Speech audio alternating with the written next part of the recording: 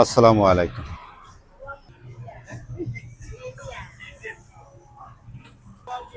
বিশেষ করে রাতের দৃশ্য দেখাচ্ছি আপনাদেরকে।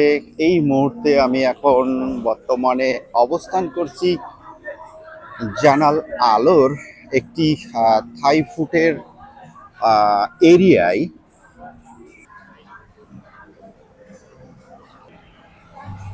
এগুলো অক্টোপাস, বিভিন্ন থাই ফুডের স্টল আছে এখানে।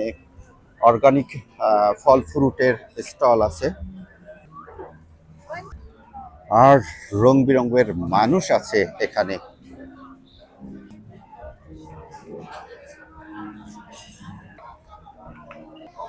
আপনারা দেখতে পাচ্ছেন ক্যামেরার স্ক্রিনে যেই রেস্টুরেন্টগুলো আছে, এখানে সবকিছুই কিন্তু থাই ফুড বিক্রি হয় এইসব রেস্টুরেন্টে।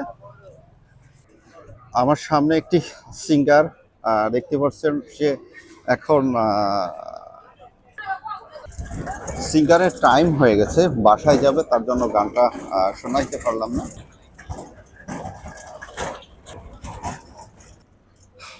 আমার সামনে একটি বডি ফিল্টার দেখতে পাচ্ছেন আপনারা, কি আকার বডির। আমি চেষ্টা করছি সেই থাই ফুডের যে রেস্টুরেন্টগুলো সেগুলো আপনাদেরকে দেখাচ্ছি। এখানে পর্যটক অনেক ভিড় থাকে অথবা অনেক ব্যস্ত থাকে।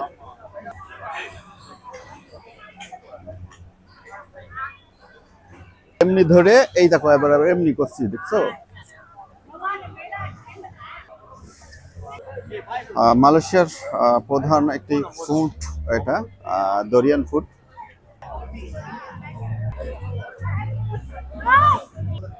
এখন অনেক রাত, তার জন্য কিন্তু এখন অনেক কাস্টমার নাই এখানে।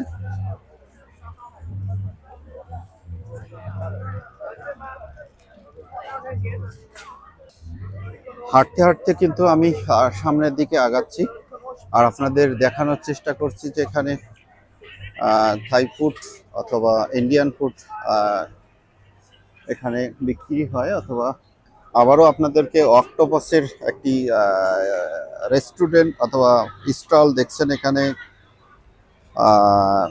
চিংড়ি আছে, প্রন, এটা অক্টোপাস। অক্টোপাস গ্রিল করছে, বিভিন্ন রেটের কিন্তু এখানে অক্টোপাস আছে। বড় একটি কাঁকড়া আছে এখানে, লাল কাঁকড়া। হাঁটতে হাঁটতে আরেকটি স্টলের ওখানে চলে আসলাম, চিকেন উইন ফ্রাই।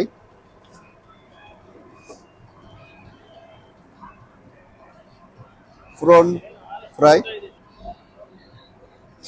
হাই।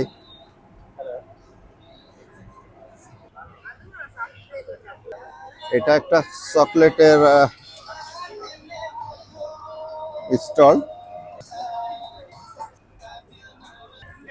যাই হোক, ভিডিওটা বেশি বড় করব না, গভীর রাতে কিন্তু আমি এই ভিডিওটা করলাম।